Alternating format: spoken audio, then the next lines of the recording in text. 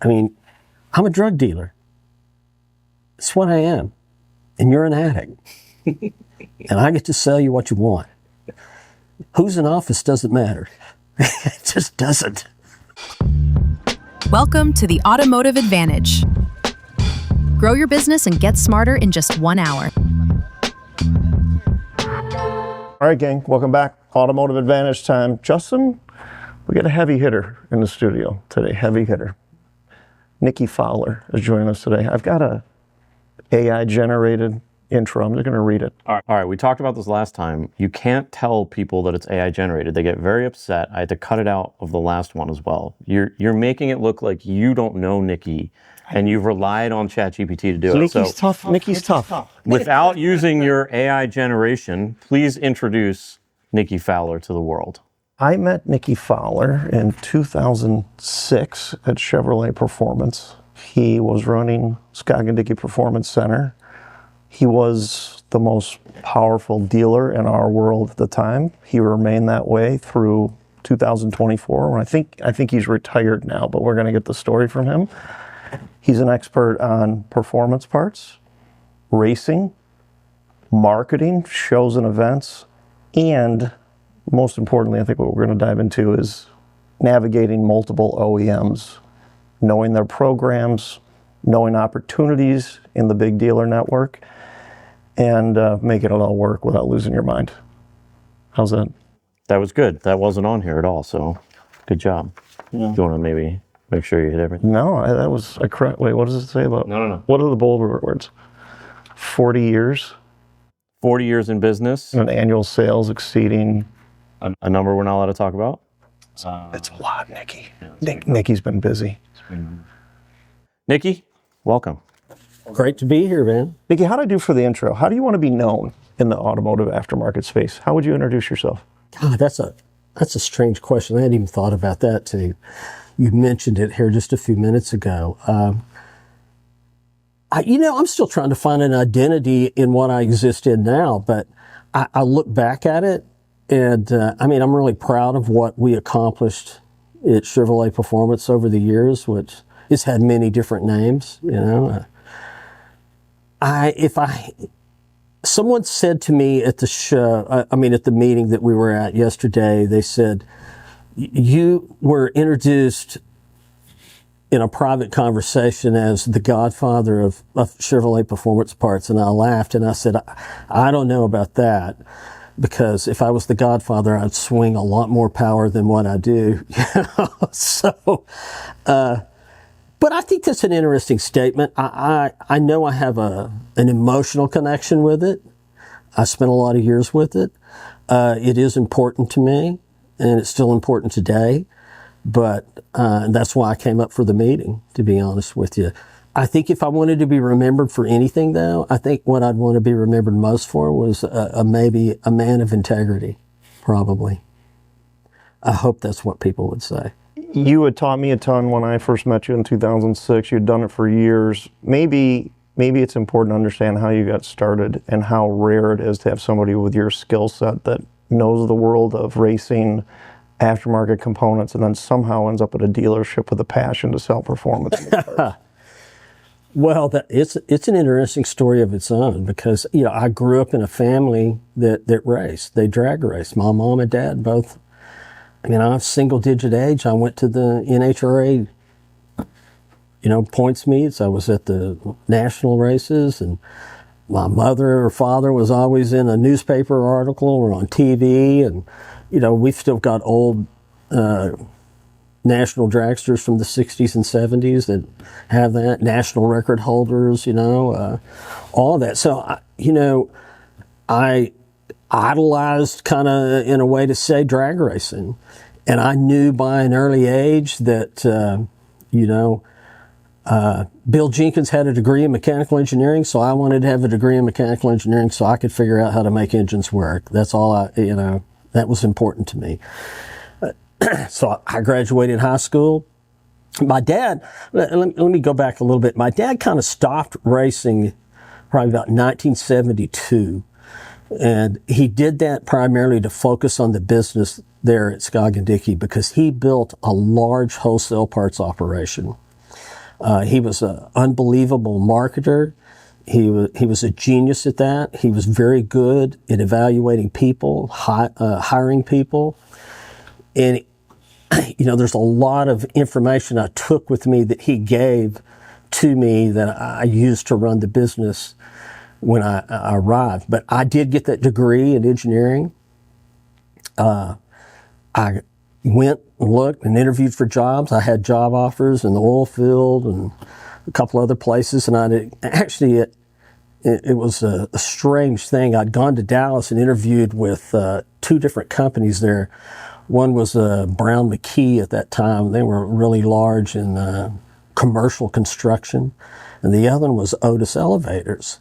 And I don't know why I set that up. They just had an opening for some engineering people.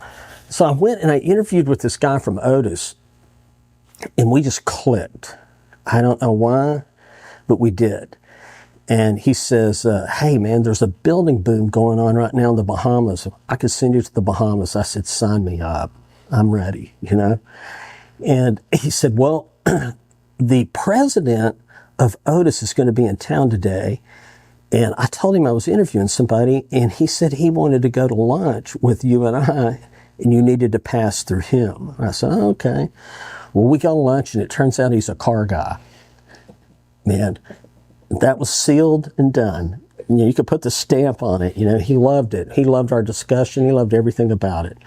So I came home. I had wait for them to send me an offer. They sent me an offer, and I told my dad I'd accepted a job. I was probably going to accept a job with Otis. And when I got the offer in, he said, let me look at that. And I handed it to him, and I'll never forget, he was sitting there looking at it, and he says, hey, I'll tell you what, I'll offer you more money to come to work for me. I think you would make a great parts guy.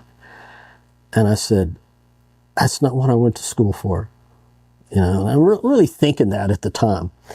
And he had sold all the race cars too by then. And so it was like, there was no reason to hang around because he had sold the race cars while I was in college saying, you've either got to go to finish school or decide to go racing forever, And I said, I don't see that happening right now. I'm not that good, But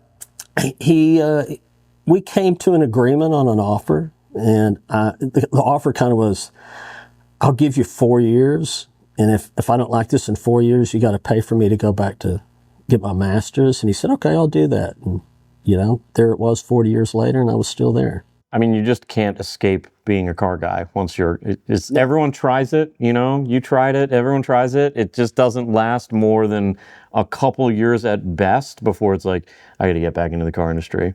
Yeah. But what I find weird about this, and many people at home have probably had this experience, why is there such a disconnect between real car people and car dealers and conglomerates in the space? Like, you would think every car dealer would be a car person. You would think every manufacturer would be a car person, but there's this wild disconnect between the two. Was it always like that? Did it morph into that as generations came in? What's been your experience with just that disconnect? I don't know. That's an interesting thought. I would say it's definitely more exhibits itself today than it has. But I would say that when you first stated that, Justin, it made me think about my dad. After I'd been working there a couple of years, he handed me a business card and a plane ticket to come to Detroit. And he said, you need to go to Flint, Michigan, and see this guy rent a car and just drive over and you need to understand what goes on in Michigan. And I'll never forget that after hanging around, what would be the Flint and Grand Blanc time and hanging around the parts people, and you get to understand the things that go on at General Motors, you figure out real quickly that internally they classified everybody, he or she is a car person, or he or she is not. I mean, that was the first qualification. And you kind of see it too at dealerships. I mean, there may be people who work within the dealership that's their job, but they're not car people, And so part of that disconnect is just because of the nature of the beast of who works at the facilities. I mean, it really is. I mean, there's people there who sell cars who are not car people. They just aren't. I'll give you a great experience. I recently bought a CTSV Blackwing, a 2025. I started looking, so I got to have a car. I need another car, And so I'd called around, made several phone calls to dealerships. And because I had access to dealer locators, so I could see who had what car, And there was about 5 or 6 cars I was interested in. And the first 3 phone calls to dealerships were, yeah, we have one, and I'll tell you right now, we're marking it up $25,000 over MSRP. And I said, you know what, I'm not interested, not going to do it. So I called one dealer in Phoenix, and he says, well, we'll come down off of that. We'll make some agreements, if you're willing to make some agreements. And I said, well, it depends on what that looks like. Tell me what we're talking about. And so we talked for about 20 minutes on the phone. The guy, I hate to say this because I know, because I spent time in the dealership working as a closer, up in the F&I department. So I know when somebody's trying to close me. And I told him on the phone, I said, look, buddy, I don't want you to close me. Don't even start. I'm just giving you that up front. He says, okay, I'll set that all to the side. He says, I'll tell you what, we kind of came to an agreement on a price. He says, well, I'm going to send you a deal sheet. Give me your email address. Sends me a deal sheet. He's marked it up $25,000. I'm like, what the hell? I mean, is anybody at 20 minutes on the phone and you still want to mark it up $25,000? And I said, we're not going to do that. I call dealership in Tulsa. This girl answers the phone. It's probably about 4 o'clock in the evening. And I said, first off, I want to know, is this Cadillac still sitting here? And she goes, yep, sitting right in front of my office. But let me tell you something before we go any further in this conversation. I said, oh, no, I'm thinking, here we go. He says, our owner and general manager will not allow us to mark up vehicles over MSRP. I said, I'll be there tomorrow. And she was like, whoa, wait a minute. You'll be here tomorrow? I said, well, how quickly can you put this deal together? I said, I'll buy it. I don't care. I'll buy it. I want it, And so we talked for a while, and she was probably, I don't know, this girl's probably 28. And when I flew, we talked on the Thursday, Friday, I did the paperwork, email, flew in Monday morning early, get there, and I get to meet her, one-on-one. Like I said, young girl, car girl. Grew up working on vehicles with her dad, loves the car industry, loves everything about cars, and she doesn't care. Is it an EV? Is it not an EV? Is it a hybrid? She knows everything about them, and she's just, she's integrated with it, So she couldn't wait to talk about, let's go over this Blackwing, So then she found out too, where I worked, and then her boyfriend had bought hot rod parts from us, so that, now she's wanting a deal. But that's going to a facility where someone is integrated and they're a car person. But I can tell you, being at the facility and walking around, there's people there who are not car people. The general manager was a car person. And the reason I know that is because I was showing her a video of my Copo, and he's walking by and he goes, I hear a race car. And he walks over there, and he's friends with Erica Andrews and knows all the people over at Elite Motorsports and goes to the races all the time. So he's a car guy, In fact, he told me, he says, yeah, I wish I could find 10 more of these girls. I'd hire them right now. Finding them is tough, though. What's the breakdown of what a day looked like you at peak Scoggin Dickey Performance Parts duties? B2B, B2C, the marketing, like what does a day in the life of Nicky Fowler look like at the top parts dealer? I think to answer that properly, really, guys, you have to look at that. And I don't like using this terminology, but it's just a truth. You got to look at that and define what did it look like pre-COVID and what did it look like after COVID. I mean, that's just an absolute truth.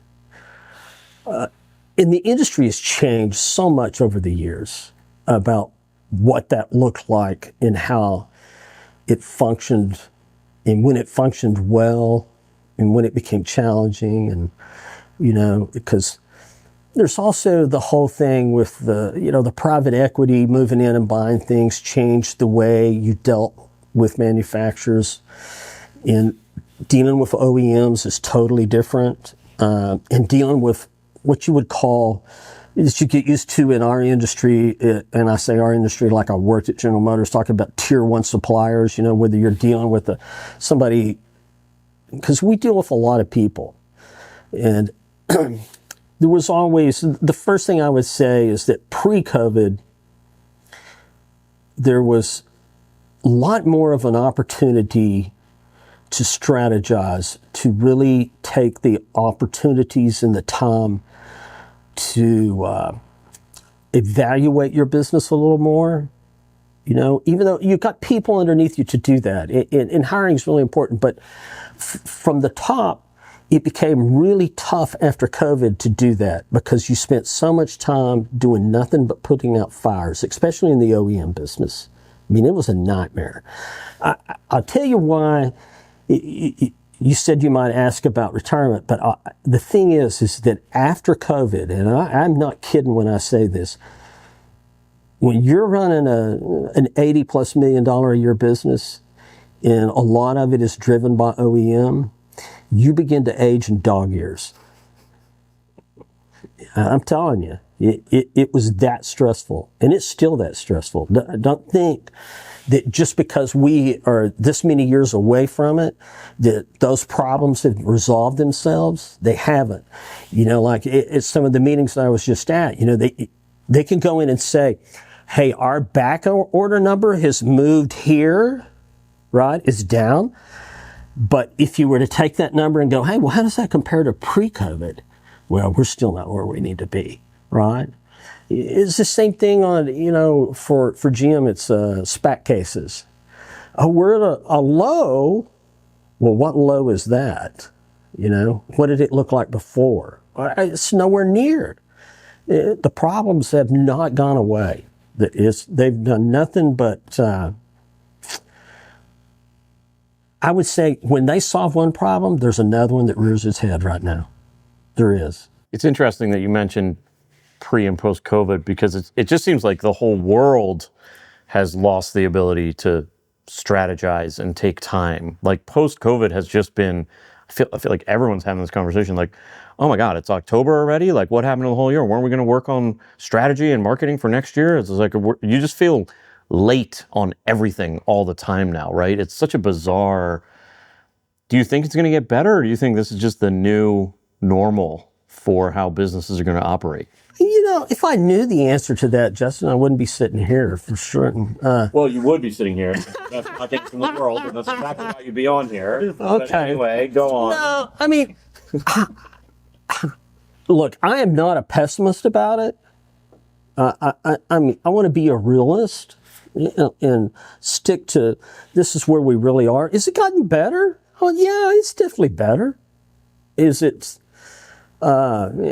as I just said, it's nowhere back to where it used to be. It was such a huge, it's almost like a paradigm shift, in how we operate. And will it get better? I believe it will. But how fast? I don't know. Yeah. I will say this, that when I look at, because it is a very unique position to say, what was it like to be just in the OEM business versus what is it like to be, because we categorize. I knew what my numbers look like by category versus accessories, and whether that was accessories from B2B or B2C, and what it looked like in the OEM business, what it looked like in the collision business, what it looked like in the powertrain business, and what it looked like, because you got to break performance down into its little categories too, because there's definitely silos that exist within that are different. You can't just say, well, for one manufacturer, if he's asking a question, what does my business look like? Is it up or down? And you got to say, well, you want to talk about it, whether that's a race customer or whether that's just a guy driving on the street, What I will say about the performance business versus those other categories that we look at is that I have seen over the years, and I think it's partly due to car people. Let's just go ahead and call it what it is, who are engaged, who understand, who live, eat, and breathe it, okay? That it responds at a much faster rate than the OEM business. or even tier 1 suppliers, okay, or tier 2, that they have the ability, and it's usually because of the people, to find ways to make it happen. Where's the market right now, year over year, for automotive aftermarket accessories, however you want to break it down? What's your number says? What's your number say? I love that question when you ask Brian, because I could tell you, for when I took over for 20 years, you start getting these phone calls. Hey, what's your numbers look like? Can you tell me, I noticed you're down with mine. Can you tell me why? What are you seeing? And what you figure out, Brian's right, it's very true. You figure out real quick, hey man, there's liars and there's cheaters, there's characters, there's a little bit of all of it, But over the years, I developed probably a core group of people, 4 or 5 guys, 5, across the board of what I considered those key categories that I was talking about a minute ago, that we would tell the truth. What does it look like? And we could communicate on the same level of what are the important parameters. It's not, what does it look like B2C? What does it look like B2B? What does it kind of look like just in your local area, Because that's a piece too in certain things. And so what is it like right now? Now, what you didn't ask, and I will say that you did not specifically say, I guess maybe you did, my numbers, versus how I see the market. The market's down. There's no doubt about it. The market's down. Our numbers are up. How much? I won't tell you. How off is the market? How bad is the market right now, so people at home can score their business? It's 5 or 6% down. That's what I see, and that's what I hear. And I would say that goes along with some trends and numbers that I look at within certain categories within our business. What segments are down more than 5%, and what segments are beating that number? Just so people know if they're in a category that's hot or in trouble. Well, performance is up for us, okay? The OEM business is definitely down.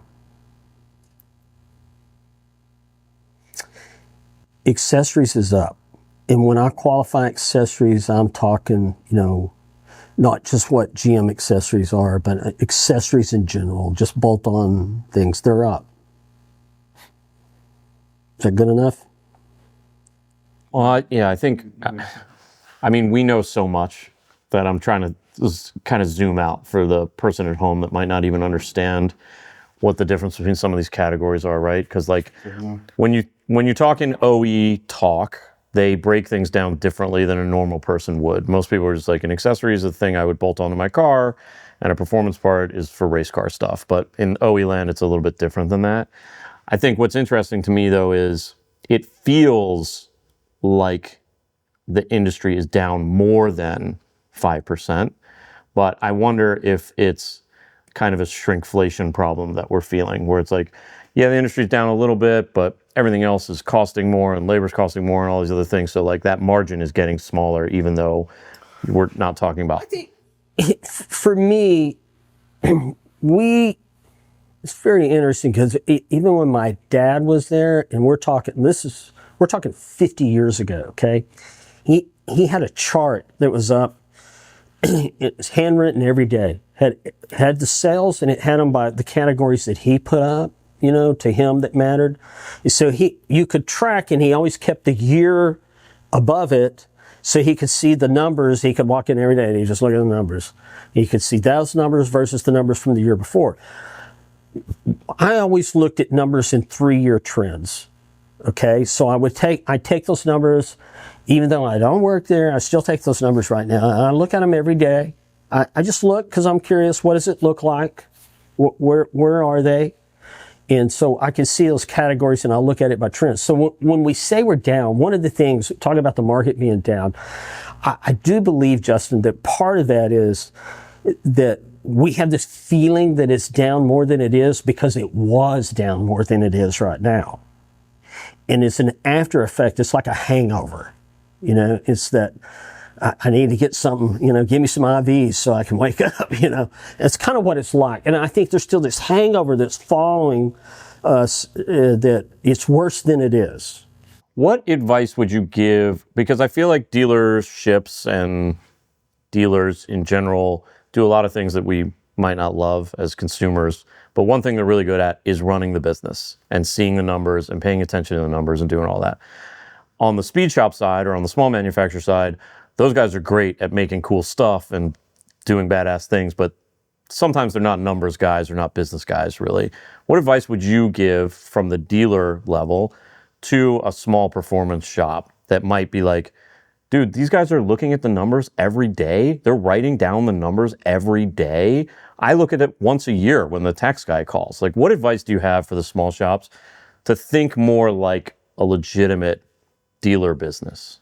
The first thing is you got to do the small things well. It doesn't matter if that's the dealership or the small business or the mid-sized business. You know, it's kind of like summed up of, you know, nobody really likes to get up in the morning, brush your teeth, you know, do the things that are necessary to get the day started, but you got to do them well. I don't want to make up my bed when I leave. But you got to do the small things. You got to do those small things well every day. It's the boring things. I mean, it really is. It's the boring things at business. One of the boring things at business is, what were my numbers today? It's doing those little things right, you know, shaking the box, as Brian said, you know, shake the box. I mean, we talk about that all the time at our facility, shake the box, you know. It's doing those little things, just thinking, you know, and it's weird. My wife used to always say to me, why can't you get somebody else to do that? Because not everybody thinks like me, you know. You got to go tell them, shake the box. You know, you got to go tell them, write the numbers down. Why do I got to write the numbers down? Because you're going to need to look at them. And I want you to look at them, you know. I need you to answer the phone. I need you to answer it this way. I need you to get those parts shipped out today. Not tomorrow, today. You know, do the little things. Just do those. One of the key things that I see in small businesses, though, that they don't do well is they don't have a financial sheet.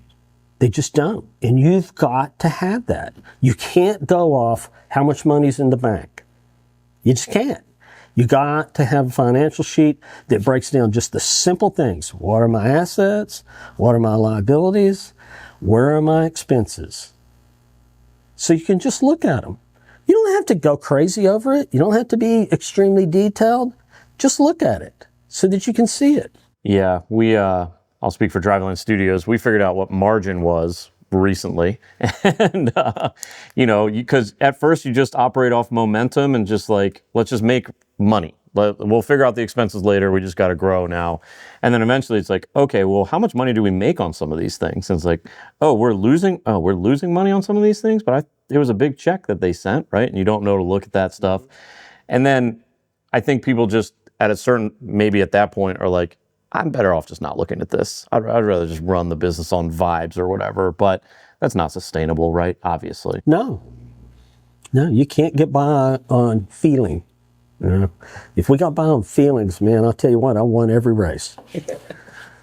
Because I feel like I'm going to win the race when I show up, right? Nicky, this business has always been so incredibly personal to you. I've always been struck with the energy, your personal effort that you put in the Scoggin Dickey. It comes from an ownership position. Usually that's what I see it from. Did you own a big chunk of the business, or is this pride from the family, or is this just how you were raised to take this on this way? But talk about your personal connection with this business. No, did not own a big chunk of the business. So let's get that clear. Worked for great ownership, very, very good ownership. And I learned a lot from them, you know, talking about doing those little things, you know, talking about, you know, having a financial statement. Of course, GM requires you to have a financial statement, but the bottom line is still to be able to look at that and know what you're looking at and to understand what it means, the drive, really truly the drive. I mean, thank God. I mean, he gifted me with just a desire to be able to have an understanding of the automobiles and to care about it and to care about the industry, I mean, at the heart of it, what I really wanted to do, was go win races, build great engines. But there's so much more to the business than just that. If you want to be successful at it, there is. I want to move into the marketing side of this. It's been fun to watch how incredibly plugged in you are to the industry that has changed year over year. We know daily, but I'll say year over year. What do you do to stay in touch with the customers? What has been the mechanisms you've used to know where they're going to be? And what are you looking at now as where the customers shift? And we've talked about this a lot in prior podcasts, just how different the market has become in 2025. But give me the Nicky Fowler playbook on marketing and connecting with customers. Well, my first reply is that's no longer my responsibility, so I don't have to worry about it. It's not. It's a challenge. I'm not going to lie. It's a challenge because you still have a cross of people in the industry who are buyers. Okay, let's talk about buyers that who are internet savvy. Some are not. Some spend all their life on Facebook. Some are on Instagram. Some are this. Some are that.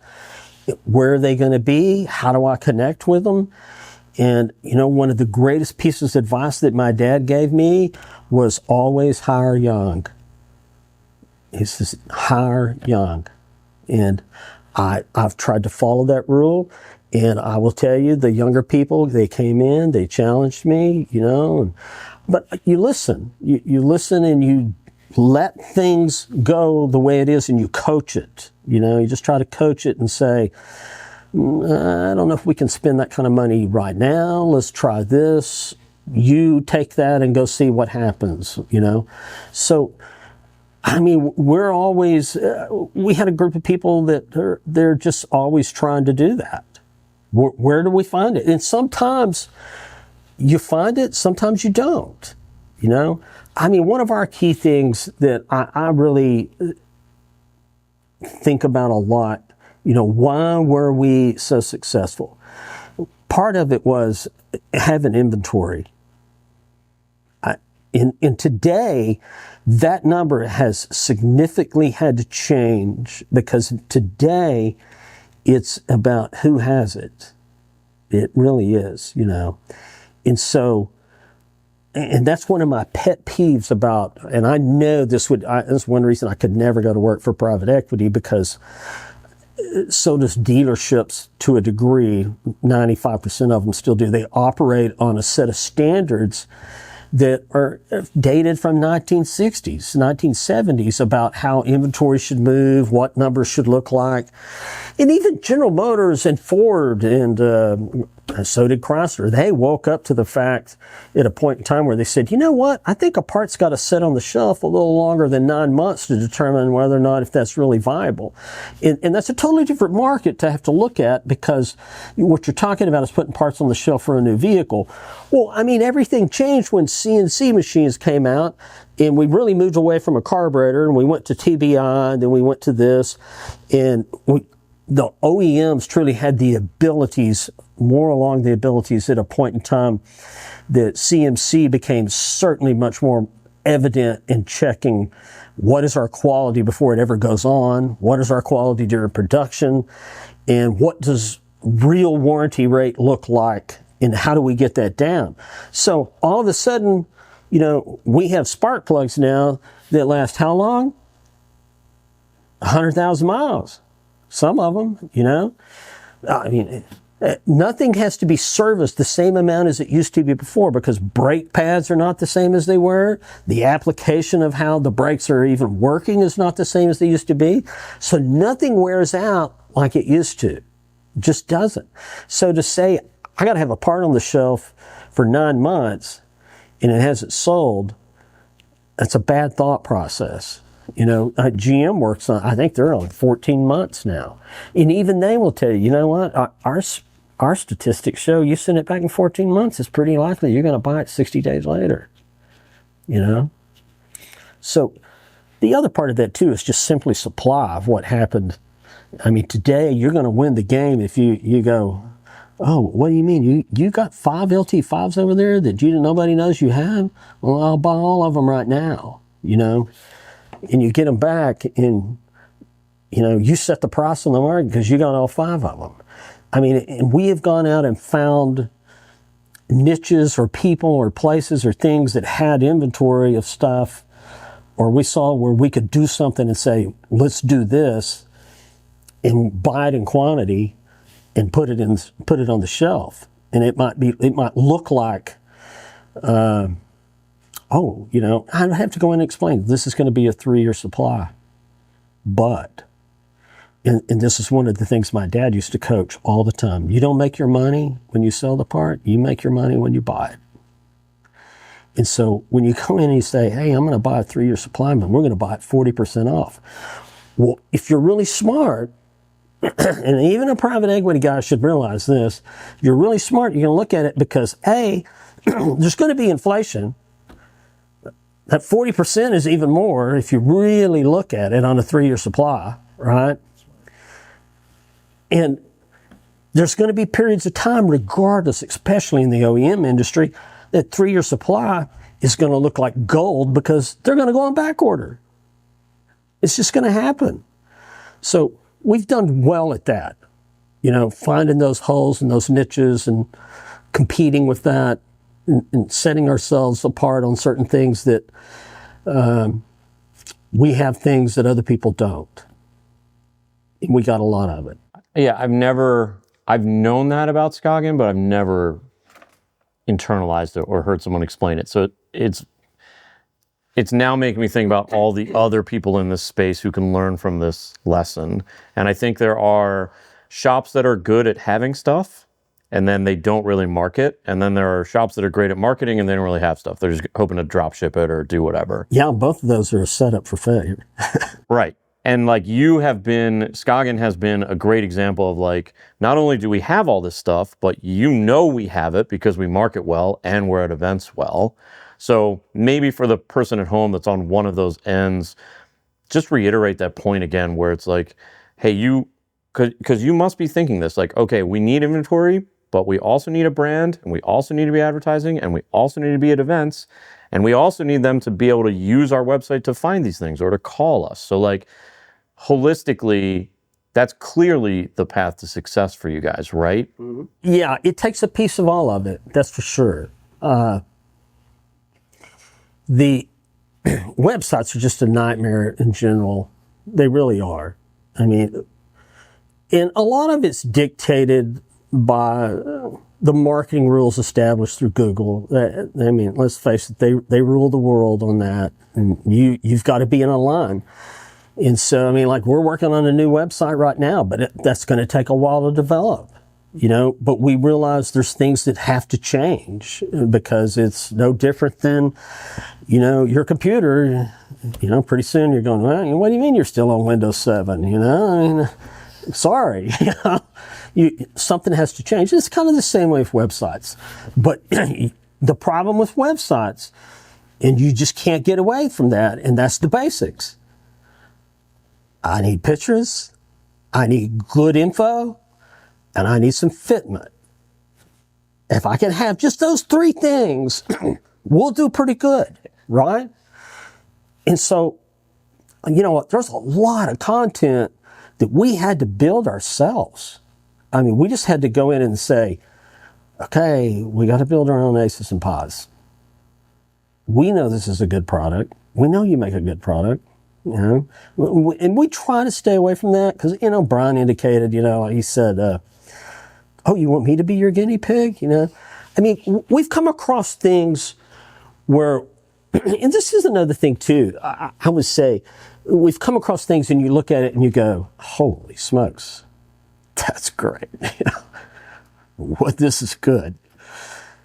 But you got to have a real conversation about who's making it and go, hey, what's your goal?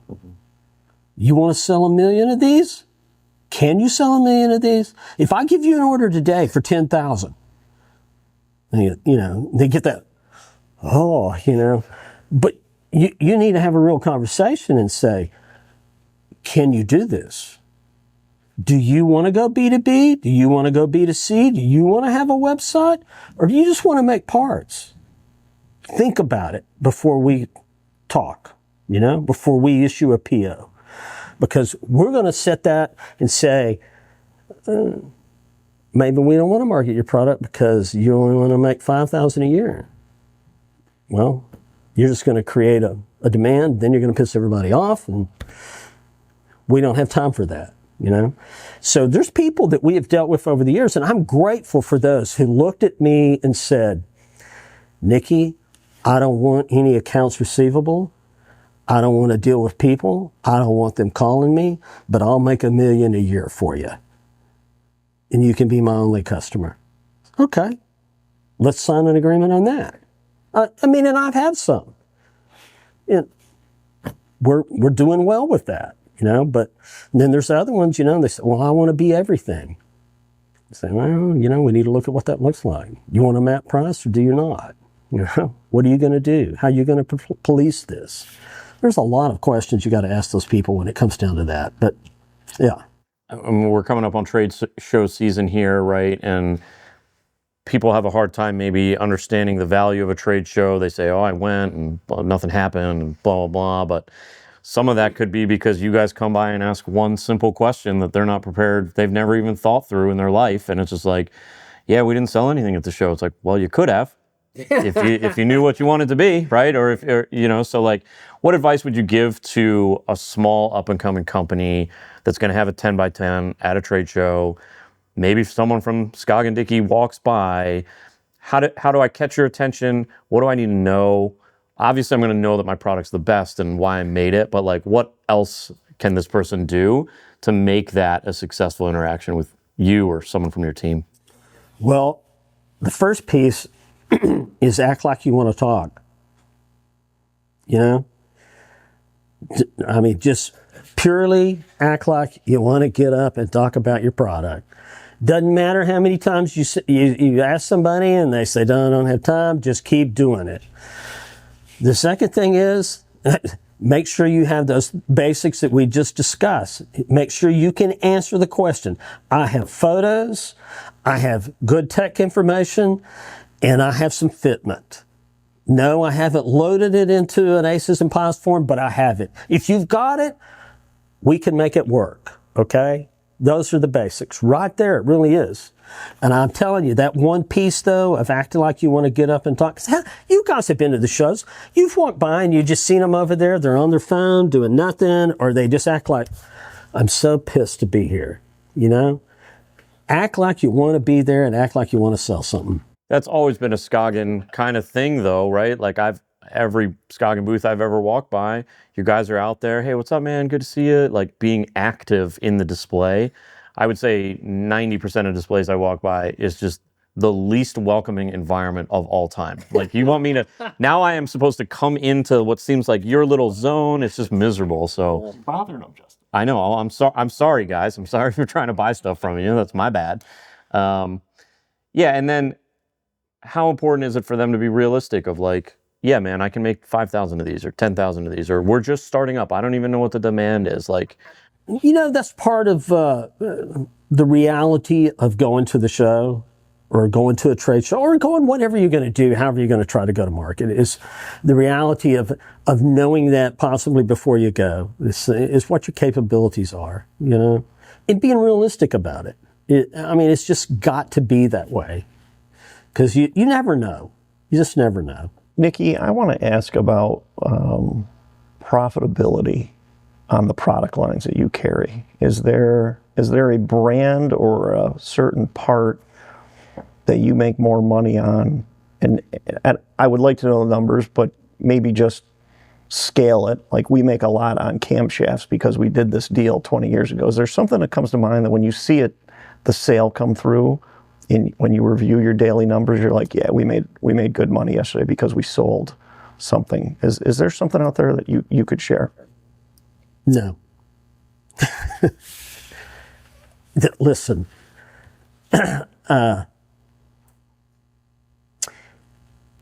when I was running the place, and I think some of these are still in place, there's some rules about high profit lines, okay?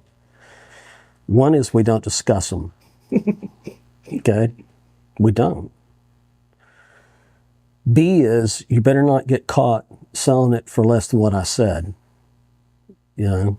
And I hey, you know, salespeople are salespeople, and that's part of doing the basics right, you know, is that, you know, Doc over here keeps selling them to his buddy for, you know, cost plus 30 or whatever, you know, and you're going, hey, we can make a lot more money than that right now. Please don't do that again, you know.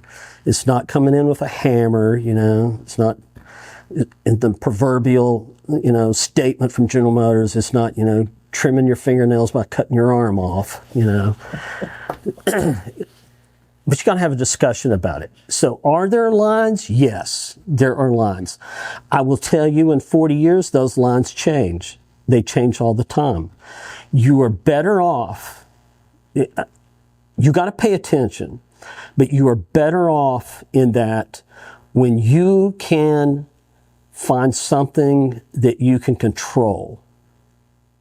And we've always been what I would consider, even what Brian said, a traditional WD in a way, but you can still find things that you can control. You know, there was products that Vic Edelbrock made for me. We controlled it. He just sent us a royalty check, but nobody knew it was ours. What is the current state of MAP pricing versus MSRP versus just general pricing of things? I remember MAP was a huge deal maybe a decade ago, 8 years ago, something like that. There was a lot of people considering it. There was enforcement problems, blah, blah, blah. Where are we in this world now? Are we back to an MSRP game? Are we still seeing a lot of MAP? What do you see now? I still know for a fact that successful, large B2C facilities prefer to engage with people who have a MAP program and enforce it. That doesn't mean it all works perfectly. I think those who have, and I'm talking about manufacturers or suppliers in general, who have worked to, because see, that's another thing that you got to add to your list that you got to do well. If you want a MAP program, then you got to be realistic, okay?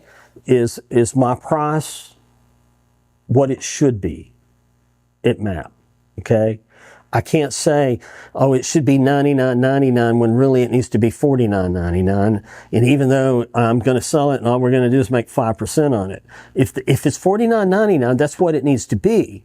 But you have to have somebody internally who evaluates MAP and MAP pricing. Is it good? Yes, I believe it's good. Is it necessary? I believe it's necessary. And I believe it's necessary because if, you know, you've mentioned this before too in certain podcasts where, you know, outside of the automotive industry, this exists, you know, like real computer systems and real information that's valuable, you know. Inside the automotive industry, it's like we're still in 1950. But outside the automotive industry, MAP is very powerful, you know, and even as consumers, we don't realize it. I think it operates, it seems like to me, in a much quieter space, whereas over here, it's like noise, you know, it's constant noise. But part of that's our own problem. I mean, in the performance, we exist in a market where copycats is everything, you know. And so I'm going to go copy your product and I'm going to go get it made somewhere else and I'm going to sell it less than your MAP. And nobody ever does anything about it. You know, that's just the industry. Go try and, you know, copy the iPhone and see what happens, you know, right? Yeah. and go try and sell an iPhone for less than what they say. Yep. It's not going to happen. There's been a huge rash, at least in my world, of people getting fake parts recently. Like they're buying off Amazon, they're buying off whoever. We just had a buddy of ours bought, he didn't know it, but he got fake counterfeit lifters for an whatever, LT4 build. All the lifters destroyed themselves within 5 miles, almost took out the engine, just terrible. I had another buddy of mine who got fake spark plugs. I didn't even know you could, like, it seems like it would be hard. If you're going to fake a spark plug, you might as well make it as good as the other one. Like, it seems hard to make it bad. It's crazy. Yeah, it's crazy. Cracked off, destroyed a cylinder, this whole thing. So what are you seeing? Are you seeing a lot of fakes out there? And I mean, that helps establish brands like yours where people know, hey, this is coming from an OE to them, to me. It's funny you say that because, in the last 3 or 4 years, I would have people who would send, who knew some of the products that we have that are actually ours. And I had a guy send me a couple of things to go, hey, look. And he sent me the link to the ads, he goes, this one, he goes, even in the ad, they're using your name. It's unbelievable. It is, I'm a little taken back by it, It's been going on for a long time, though. It's not like it's new. I mean, I remember when my friend Russell was over at MSD that, it's been, I don't know, probably 15 years ago. He wanted me to see it, he sent me an MSD 6AL box, It had to be that, yeah. And he said, he goes, check it out. He was just going, check it out, And I mean, gosh, they had done the outside of the box really well. The only difference you could tell was that, the box material itself was not the same, but the printing was good. They copied it, The instruction sheet was their instruction sheet.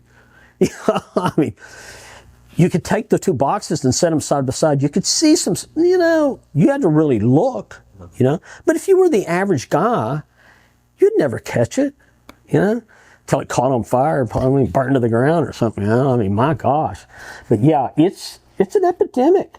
I was, did you ever meet John Roth? I don't think so. No? You know who he is, right? He's head of Cadillac right now. Yeah. He was head of CCA for a while. That's another problem with the whole thing. He moved people around all the time, I was talking to John about a couple of problems at one of the, I think it was at a DFOB meeting, and I showed him these pictures of some stuff. I said, this is not good, He shows me a picture. He had just been to a warehouse that had millions of dollars of counterfeit GM parts. Millions of dollars. We're talking like, he showed me this picture. He's going, I couldn't believe it. We walked through this place. We're just going, how did this happen? They caught him, but it's just crazy. I have 2 thoughts here. One, I wonder how many people blamed MSD 6AL boxes for being terrible when they were just counterfeit back in the day. Gosh, I wondered. And then 2, I wonder if there will eventually be a market for a stock X like authentication middleman for the aftermarket, where it's like, yeah, hey man, I'm buying an engine or I'm buying something, like I need someone to go make sure it's real, or I'm buying a 03 Cobra intake or something like that, right? There's so many fakes out there. I wonder if we'll ever see a market like that. Hopefully we don't have to have that. We're there. Yeah. We're there already. An authenticator? Mm-hmm. That's interesting. Maybe we should start that business. All right, we're cutting it out of the pot. It's our idea. You can't have it. But why we're here. Sorry, you guys aren't going to see that. Oh, I would be interested in that. No, in a way, we do some of that for some people because we have a lot of overseas customers who. We have one in particular. He's probably been with us for 40 years, I bet. He's kind of really well known in Europe for restoring old American muscle cars, and especially those that have heritage race cars that wound up in Europe somehow. So, he would call and say, hey, listen, I remember he called one time and he says, there's a guy in your town who has, and I don't remember what it was. I think it was like a really rare Ford intake, He said, here's what I want you to go check. you know. And I went over and looked at it, and I called him back. I said, man, it's the real thing, you know. That's it, you know. And it turns out I kind of know who the guy is. He knew my dad. Yeah, he raced Ford. So, yeah, get it. So, yeah, there's people out there we still do it for. Some things we check. I noticed that we had a guy in New Zealand. We checked on some stuff for him, make sure it was real. And I don't blame him. Yeah, gosh. Yeah. Nicky, you've mentioned private equity a couple times. Can you frame up the history of private equity in the performance aftermarket, the state of private equity, and then what becomes of that? Is there big changes? Are they going to bring more money into the industry? What do you think the future is for private equity? Well, how do I do that politically correct? I don't know. I can't say that it's all been bad, but I can't say it's all been good. I cannot do it. You know, I think one of the things that gets lost, the first thing to me that seems to get lost in private equity is that more so than probably any other business in the performance industry is it's personal. And those relationships that, and let me tell you, it's not about owner to owner. It's about whoever that person is that worked, and I'm just going to use this as an example.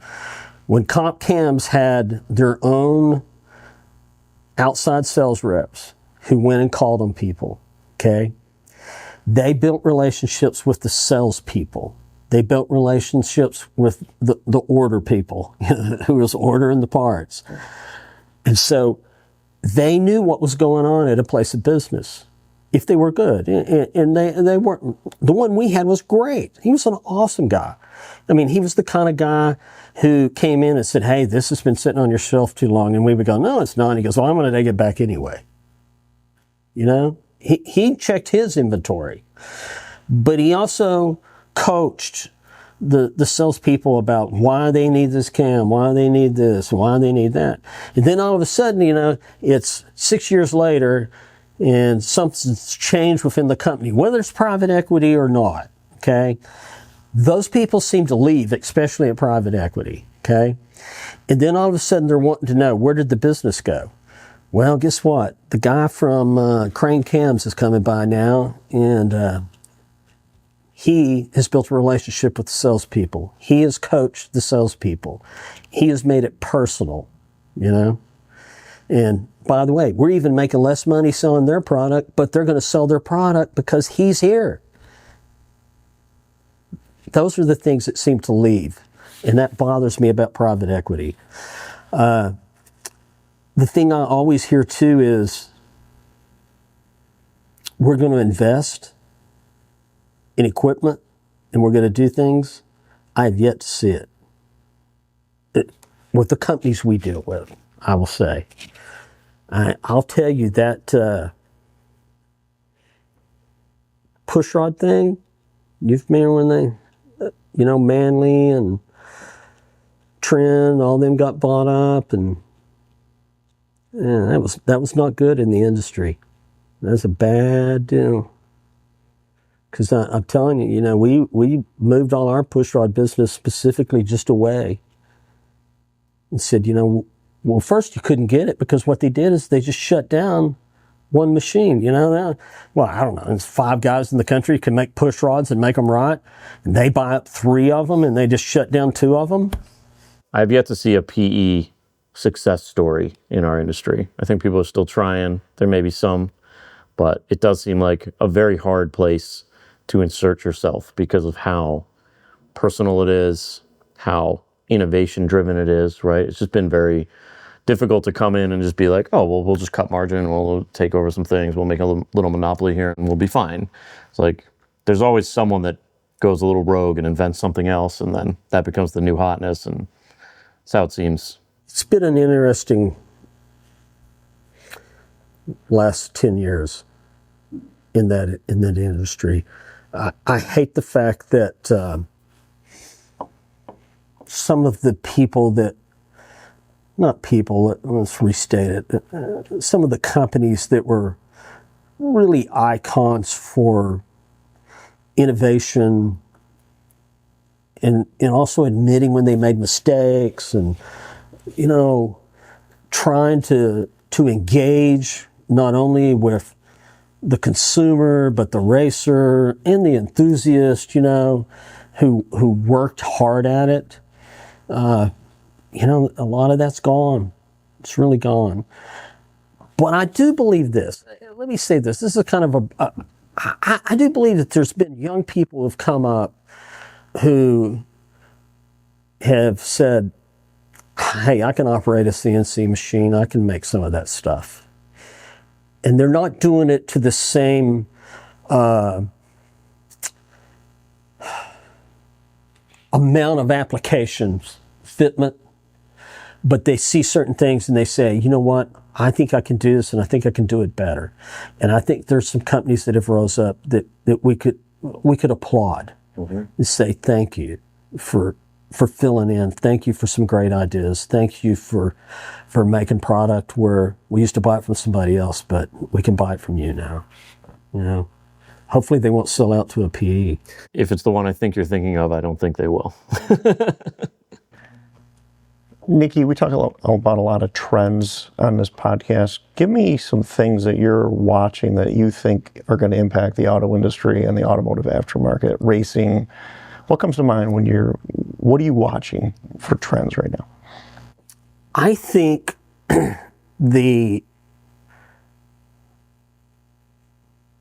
however you want to put it, the well that hasn't risen out of the water yet, I think is still the LT market. It's part of it. There's things out there, I think people still don't understand the LT. GM doesn't even understand the LT in their own environment. I mean, we were just in that meeting. I think that's one. And that's just on the GM side, Ford and Chrysler, it's totally different markets. And we sell all of that, but it's different markets. It is. The enthusiasts and the racing market, and they're different. And it's different because the OE operates it different, the way they work with it, Right now, I would say Ford Performance probably does a better job. Not probably, they do a better job than Chevrolet Performance. And it's not just based on people or anything. It's just that they work hard at product availability. They work hard at what they're trying to do, and they're real upfront too. Like, we don't have that. It's not going to happen, It's like, you can make decisions quick. Rolling down the road. GM, well, we don't have it. Well, are you going to have it? I don't know. Are you working on it? We're working on it. Well, what part of it are you working on? Well, we got a buyer looking at it. Is that 6 months or 6 years? Well, I don't know. Do you think there will ever be an LS again? Meaning, it just seemed like, you two were at the literal tip of the spear here. The LS surge, the market, the enthusiasm, how passionate everyone was, but it was still small. It just seems like now we live in a different time where things are more fragmented and there are more events and there are more different series and everyone's building different things now. But there was a decade where it was LS or nothing, right? It was LS the world, for real. Mm-hmm. And you know how much money Nicky made off the LS engine? A lot of money off the LS engine. I don't think he's going to answer it. He's been pretty cagey with his numbers lately. But I think a lot of people are waiting for that again. They're like, what's the next LS? We asked Freiberger, what's the next LS? And no one has an answer to that. And I've been thinking a lot about it. And I think it's because maybe that can't happen again. What are your takes on that? And maybe give me, in that answer, what the LS felt like to you from the first LSX challenge to today, and then, if you see that as being possible ever again.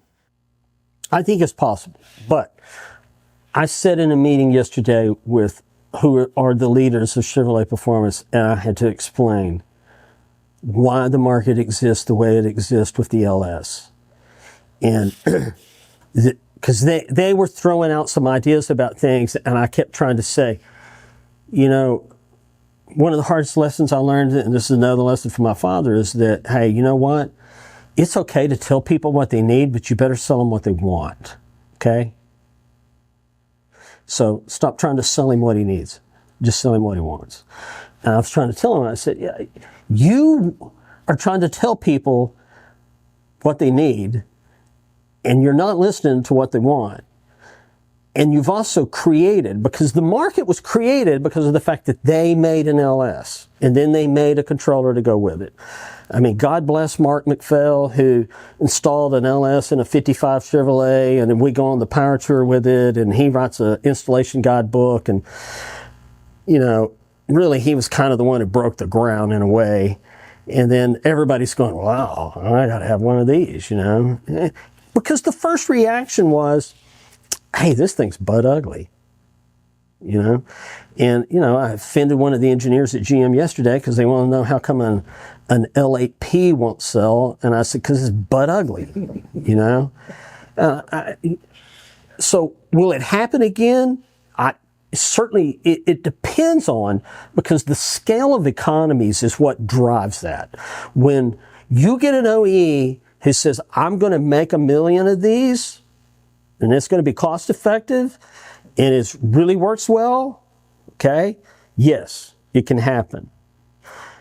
You know, they were really tight-lipped about whatever this next Gen 6 is. And I'm telling you, I have great resources to find information most of the time, and I don't know anything, nothing. I'd like to know.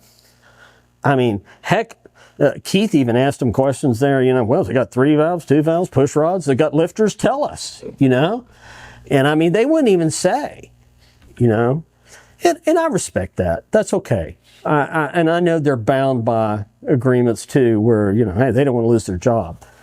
But if the next V8 that's coming is, and this is the thing that people miss. Let me say this about the LT. Because I sat in that room and I told those guys, you know, I won't say the number, there's a lot of LS3s on back order, and there's a lot of LS3 bare blocks on back order, because people just want to build LSs, okay? And I said, the funny thing is, see, I'm an engineer. I said, I look at this stuff. I'm racing a Copo with an LT right now. You take an LT block and you compare it to an LS3 block, you'll throw the LS3 block away. You'll say that's junk. You will. You take a set of LT cylinder heads and you compare it. Don't do it on the flow bench. Because if you do it on the flow bench, you'll go, nah, these aren't that good. You put them on a 6.2 LS engine and a 6.2 LT engine, and you just take those engines and you just set the same camshaft, just put an MSD atomic intake on them, that's close enough, and you'll go, why in the hell is this engine so much better?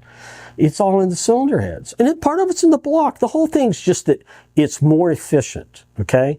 That LT cylinder head, and people missed it. I mean, GM released it in their initial information that they did on the LT when they said, we got a new engine coming out. And I don't remember what the number was, but it was, they said they spent over 5,000 hours modeling it and testing it. 5,000. Well, guess what? When you put it on the dyno, you go, wow, this thing works.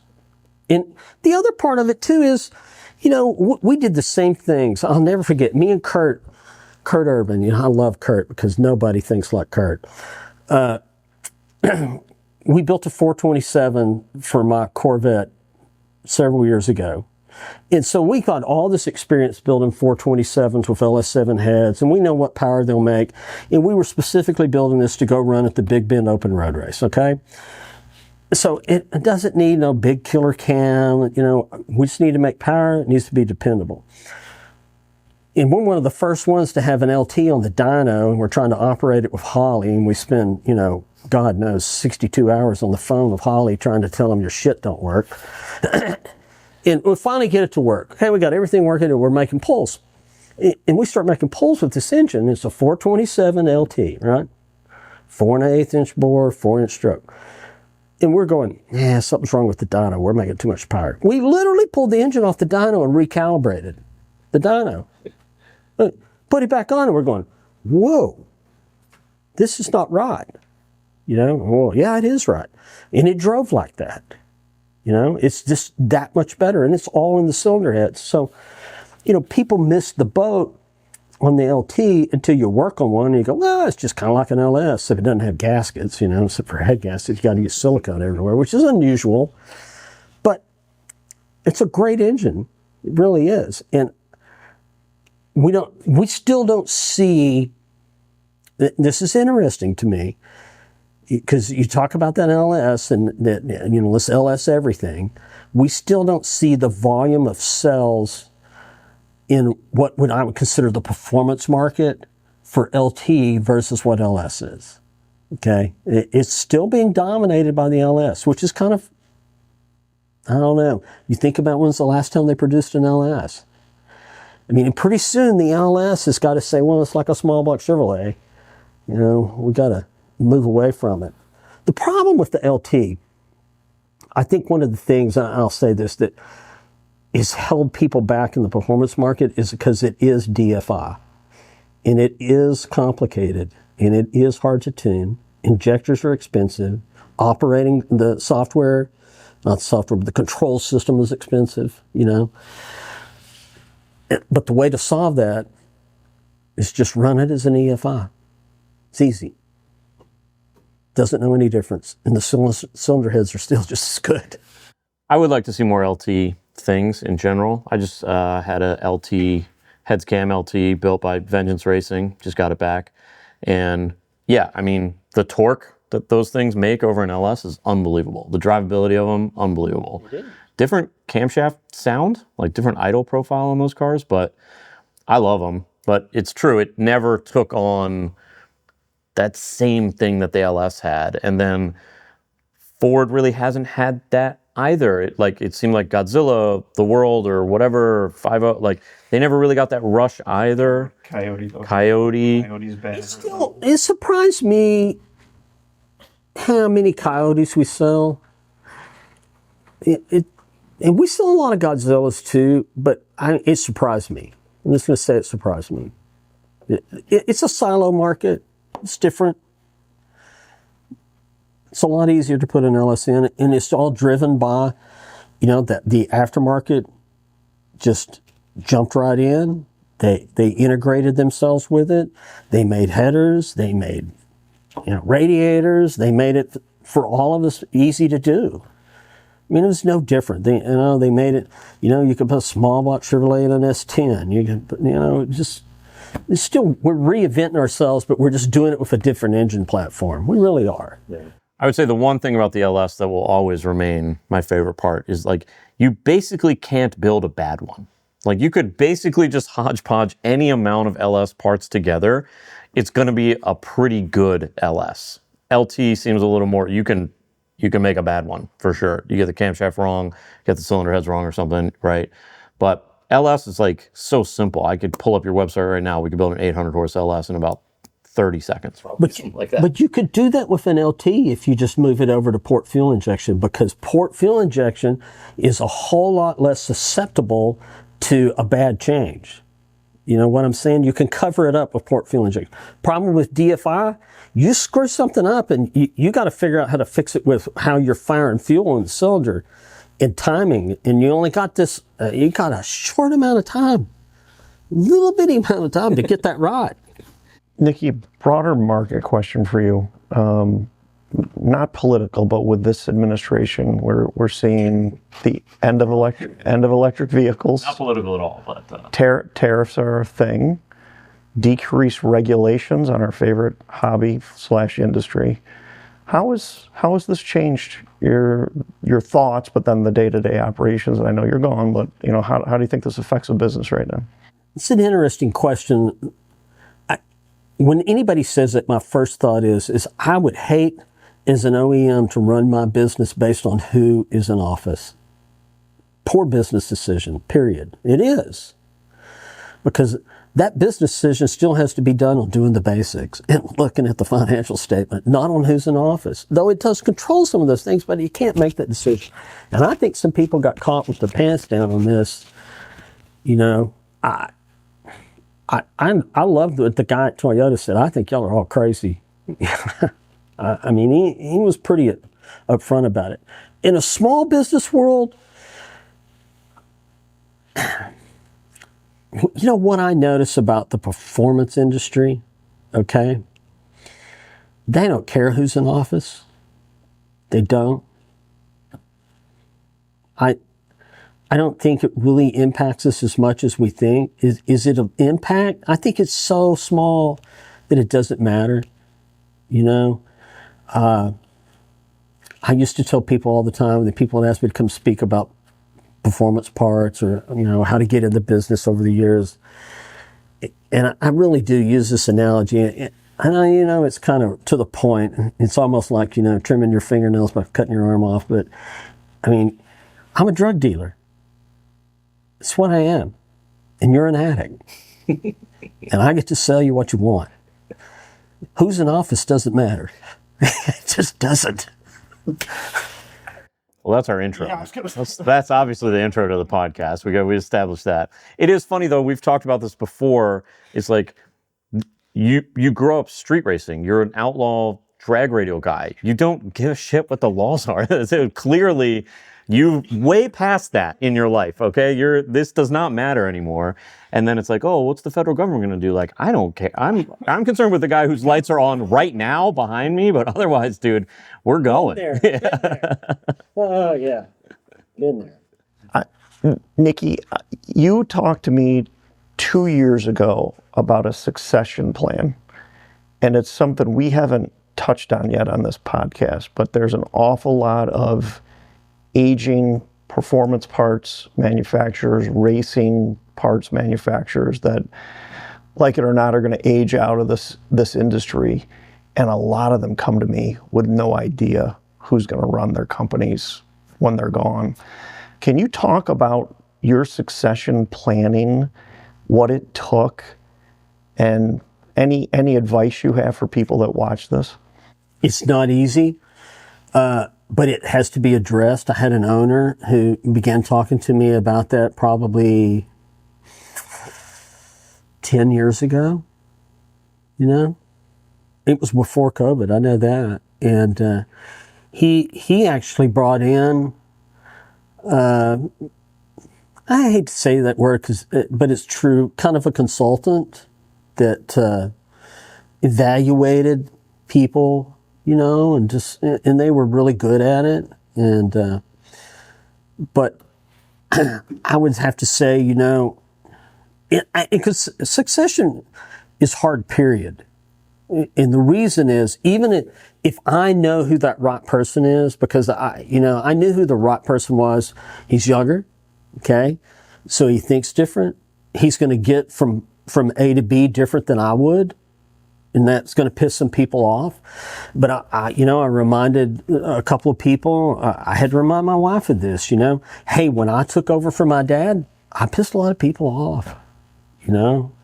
And there were some who were just mad because I was there, you know.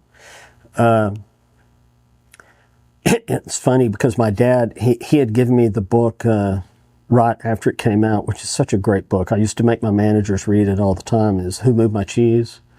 You know, if you read it, you know, because short little story, you know, Who Moved My Cheese?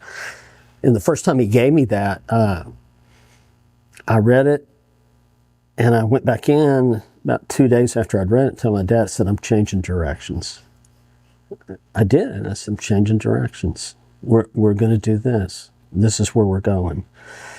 And he just looked at me and said, do it. You know? I said, you know what, we're getting rid of Holley carburetors, and we're not going to do this, and we're only going to talk about fuel injections, and we're going to invest in this. And I lost a couple of employees over it, you know? So you're fucking crazy, you know? I mean, they did, you know? I said, we're done. We're done spending all of our time within HRA. We're done with this. We're done with that. And off we went, you know? And the LS was just barely out. And the rest is history, I think they say. Well, we'll see. We'll see if you did a good job picking a succession team. Well, the succession part, yeah, but the moving of the cheese initially was for sure the best bet, because sticking around with the old school was not going to do it. Right. But back then, it probably seemed like an insane idea. Oh, yeah, it did. You know, I wasn't gonna, I didn't feel like I was betting the house on it, you know, but I understood what moving looked like, that change is going to occur whether I want it to or not. And I could see pictures of, not pictures, I knew some old facilities that had been around forever that were not moving, and you could see the cobwebs forming, and I said, hey, man, we're not going to do that. We're just not going to do that. You're retired. You're still a consultant. What's your status, and then what's your 5-year plan? Yes, I officially retired March 31st. I'm still connected to the industry. I had 5 customers that I was still taking care of. One, he closed his business to go to work. I believe he went to work for an F1 team. And sharp guy. I love talking to that guy. He was overseas. So I'm still connected. Mainly I deal with a couple of race engine customers who've been really good friends in the business for a long time. And I still have one large customer that I do certain things for them. But I don't go into the office daily. I don't run the place. I don't want to run the place. It's kind of like what, I think you asked Brian if he had any interest in going back into the WD, I could give you some comparisons that, we couldn't say because they wouldn't be inappropriate. But no, I would not, and like my owner said, hey, we're committed. We got a big building, we got employees, we got inventory, we got computers, we got, shipping methods and stuff. It's not like we're going to make a decision to get out. That's not, that's not happening at Scoggin Dickey. They have nothing but plans to go forward and be bigger and better. But do I want to do that again? No, I do not. Even Brian said that's hard work. That's really hard work. You do it for 40 years, and then you spend that last, 5 or 6 years aging in dog years. Yeah, you're over it, Somebody asked me from GM, because I told some GM people in January, I was at a meeting with them, and I went ahead and told them I was retiring, and this was it. And, and I'll say this on this podcast. They said, well, why are you retiring? And I looked straight at him, I said, because of you. I said, I can't deal with you folks anymore. That was an awesome time with Nicky Fowler. Yeah. Thanks for all the lessons. Thanks for being here in Pontiac, Michigan. It's always a pleasure to talk to you, man. Hey, man, I love coming up. It's good to see you guys, man. God bless and wish the best for you.